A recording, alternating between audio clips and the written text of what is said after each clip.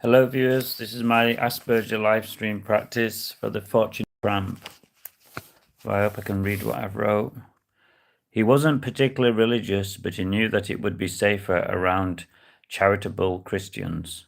Soon he came to a Baptist church with a small overgrown graveyard around it. Luckily he was wearing a big waterproof coat, which was so warm as a blanket, and he took it off and sat down.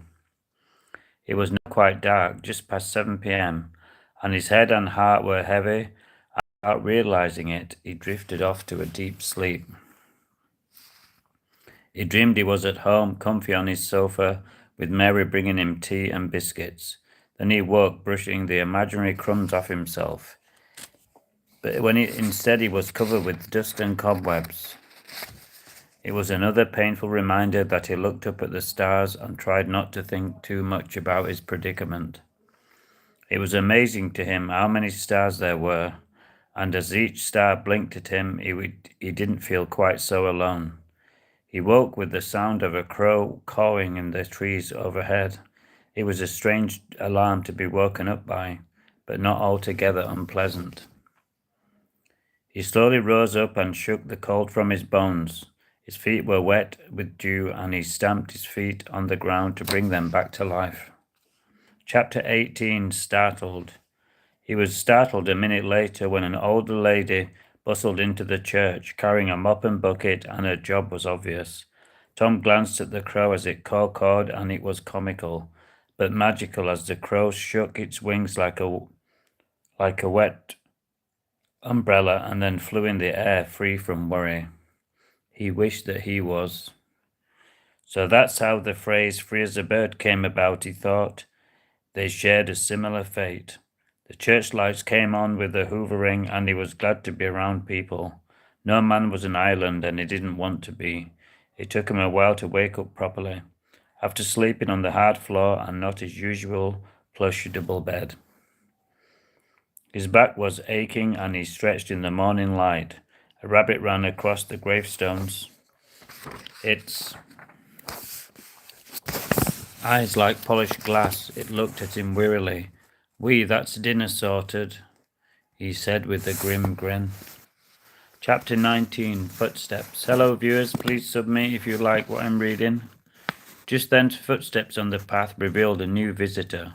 It was a man dressed in black with a beatific smile on his face. He stood in front of Tom looking surprised, and then he said hi. Hi, said Tom without looking up. He felt a little embarrassed.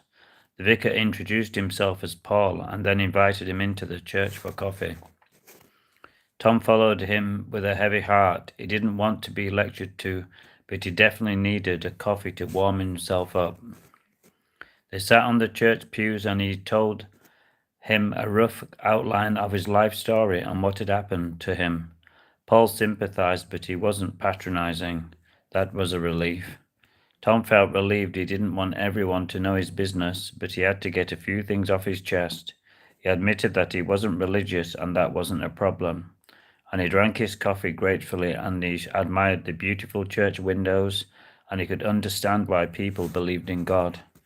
When the sunshine poured through the windows, why people believed. A black cat curled into his lap, and he stroked it gratefully. It was nice to be appreciated, even in a small way. He wasn't sure what to do all day, as he had been used to a productive life, and the amount of time on his hands felt like a huge burden. Hello viewers, The Fortunate Tramp by Jason William Lee on Amazon Co. UK, Amazon KDP.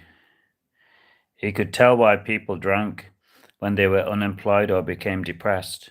He was determined not to fall into that trap. Chapter 20. Vicar.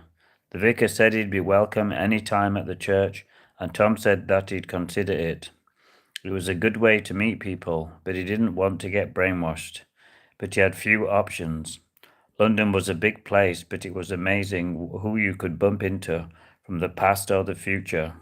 He wondered what his ex-colleagues were saying about him. To them it was all sensational stuff.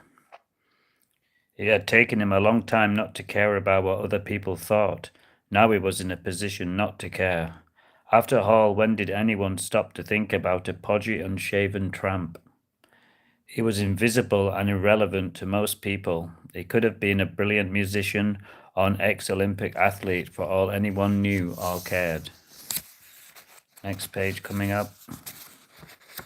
Oh dear, oh dear. Oh my God. One moment.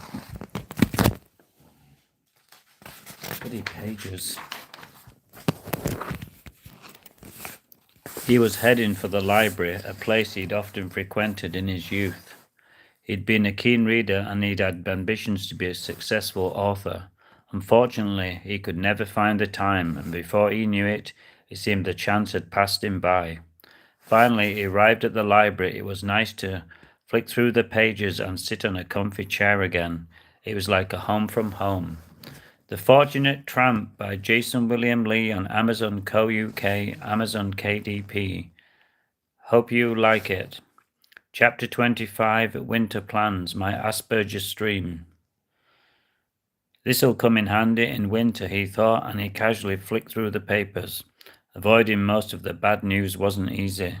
There were a few people in the library that looked friendly, but he wasn't keen on making friends just yet. He quickly got bored of the newspapers and decided to hunt for a good book. He had thought of reading a book, but he needed something to cheer himself up. He went to the self-help section. He was happy to clutch at straws if that was all they had. There was a myriad of books available. How to cope with diabetes, how to cope with MS, how to cope with depression. He began to feel that the main purposes of the books were to help the authors financially more than the patients. To him, it was easy for so-called experts to lecture on depression to people who often had gone through things that they hadn't. He swallowed his pride and skimmed through a slim book on depression. He knew why he was depressed. He didn't need someone to tell him. At least reading made the time fly, and before he knew it, it was time for lunch. He walked back into town, and then he went into the first cafe that he saw. Although they had been reading up on the health benefits of staying slim, he ordered steak and kidney pudding. He didn't care about his waistline.